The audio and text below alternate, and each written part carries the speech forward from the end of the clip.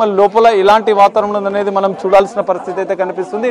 నా పిల్లలు ఉన్నారు లోపల, నా పిల్లల్ని చూడడానికి, మా పిల్లల్ని కలవడానికి, నా పిల్లల కోసం నేను లోపలికి వెళ్ళాలంటూ గేటు ధ్వంసం చేసుకుని మనోజ్ లోపలికి వెళ్ళిన పరిస్థితి అయితే కనిపిస్తుంది. సో ఈ నేపథ్యంలో మోహన్ బాబు కూడా ఆగ్రహానికి గురై బయటికి వచ్చాడు. బయటికి వచ్చిన అనంతరం ఇటు మౌనిక, మనోజ్ లోపలికి వస్తున్న సందర్భంలో ఆయన మీడియా పైన ఒక రౌడీ లాగా దాడి చేశారు. కొంతమంది మీడియా ప్రతినిధులు కూడా గాయాలయ్యాయి. ఈ నేపథ్యంలో ఖండిస్తున్నారు మీడియా వాళ్ళు ఈ దాడిని.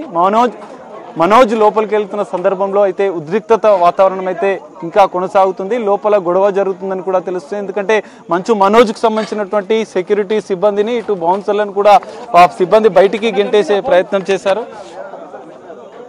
సో లోపలైతే ఇంకా మనోజ్, మౌనికలు లోపలే ఉన్నారు. సో ఈ నేపథ్యంలో ఇంకా నెక్స్ట్ ఏం జరుగుతుంది అనేది కొంత ఉత్కంఠ వాతావరణం అయితే ఇక్కడ నెలకొన్న పరిస్థితి అయితే కనిపిస్తుంది.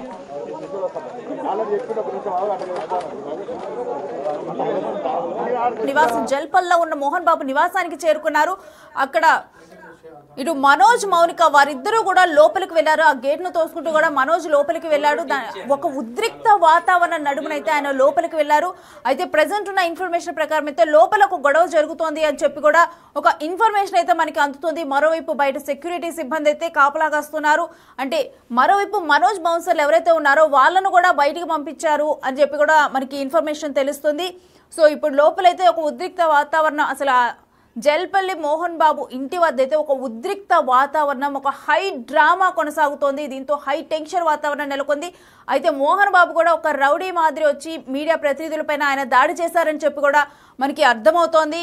సో ఇదంతా చూస్తుంటే కనుక అక్కడ ఒక హై డ్రామా వాతావరణం కొనసాగుతోంది. అయితే కంప్లీట్గా కూడా ఆ గేటు ధ్వంసం అయిపోయింది. సో అంటే ఆ గేటుకు అంటించిన షీట్ ఉంది కదా, అది ధ్వంసం అయిపోయింది. సో దాని త్రూ కూడా ఇప్పుడు క్లియర్గా కూడా లోపల ఏం జరుగుతుంది అంటే అక్కడ ఎటువంటి వాతావరణం నెలకొంది అన్నది మనకి క్లియర్గా కనిపిస్తూ ఉంటుంది. సో జనరల్గానైతే అసలు ఆ గేట్కి ఆ షీట్ కంప్లీట్గా కూడా లోపల ఏం జరుగుతుంది అనేది కూడా బయటికి తెలియకుండా ఉండేందుకు ఆ షీట్ని అరేంజ్ చేశారు.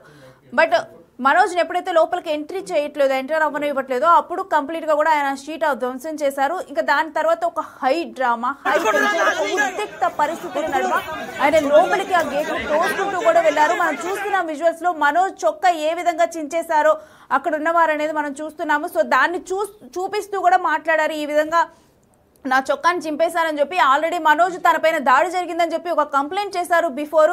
అయితే ఇప్పుడు కంప్లైంట్ చేసిన తర్వాత ఇప్పుడు జల్పల్లికి వచ్చిన తర్వాత, నివాసానికి వచ్చిన తర్వాత కూడా ఒక హై డ్రామా వాతావరణం చూస్తున్నాము. ఆ గేట్ దగ్గర ఇంకెవరిని రానివ్వకుండా కూడా పోలీస్ సిబ్బంది కూడా కంట్రోల్ చేస్తున్నారు. అక్కడ సెక్యూరిటీ సిబ్బంది ఉన్నారు. అయితే మనోజ్ చొక్కానైతే కంప్లీట్గా కూడా చినిగిపోయింది. దానికి సంబంధించిన దృశ్యాలు మనం చూస్తున్నాం. మనోజ్తో పాటు ఇంకొంతమంది ఉన్నారు ఆయన సపోర్ట్ చేసేవాళ్ళు. మరోవైపు పోలీసులు కూడా అక్కడ స్థానికంగా ఉన్న పోలీసులు ఎవరైతే ఉన్నారో వారందరూ కూడా అక్కడికి చేరుకున్నారు. ఎటువంటి ఉద్రిక్త పరిస్థితుల నడుమ ఎవరికి గాయపడకుండా, ఉద్రిక్త పరిస్థితులు శృతి మించకుండా, ఒక లైన్ బోర్డర్ దాటకుండా కూడా వారు కంట్రోల్ చేసేందుకైతే వారందరూ అక్కడికి చేరుకున్నారు. మరోవైపు అక్కడ టెన్షన్ వాతావరణం నెలకొంది. ఏ క్షణం ఏం జరుగుతుందని. బికాజ్ మనోజ్ ఆల్రెడీ ససేమీరా అంటూ కూడా నేను డబ్బు కోసము, ఆస్తి కోసము నేను పోరాటం చేయటం లేదు, ఆత్మగౌరవం కోసం, గౌరవం కోసం పోరాటం చేస్తున్నానని మనోజ్ అంటున్నారు. మరోవైపు మౌనికనేమో తన ఫ్యామిలీ జోలికి వస్తే మాత్రం నేను ఏ మాత్రం ఊరుకోనని చెప్పి మౌనిక వార్నింగ్ ఇచ్చారు. సో వీటన్నిటి నడుమ ఇప్పుడు వీళ్ళు మౌనిక, మనోజ్ వీరిద్దరూ కూడా లోపల ఉన్నారు. అయితే మనోజ్ వస్తున్నప్పుడు మనం చూస్తున్నాము. ఆ విజువల్స్ని, ఎక్స్క్లూజివ్ విజువల్స్ని మనం స్టాప్ చేసి ఫ్రీజ్ చేసి చూపిస్తున్నాము.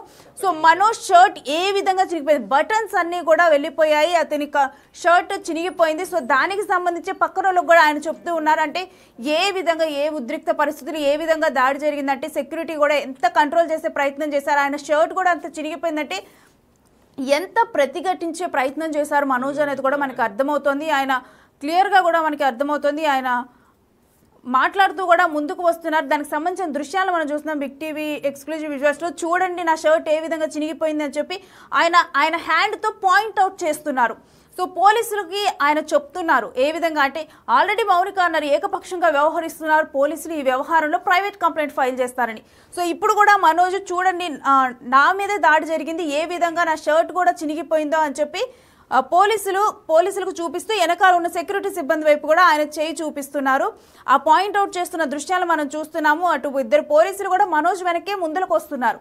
సో అటువంటి టైంలో మనోజ్ కూడా ముందరికి వస్తూ తన మీద జరిగిన ఆ దాడిలో తను ఏ విధంగా నష్టపోయాడు, ఏ విధంగా అసలు ఆ షర్ట్ అదంతా చినిగిపోయింది అంటే అక్కడ ఎంత ఉద్రిక్త వాతావరణం నెలకొన్నదనేది దీన్ని బట్టి మనకు అర్థమవుతుంది. ఈ విజువల్స్ని బట్టి క్లియర్గా ఆ విజువల్స్లో మనం చూడొచ్చు. ఆయన లోపలికి ఎంటర్ అవుతున్నప్పుడు ఆయన పరిస్థితి ఏ విధంగా ఉందో, మనం ఆల్రెడీ గేట్ దగ్గర ఆయన పరిస్థితి ఏ విధంగా ఉందనేది చూసాం.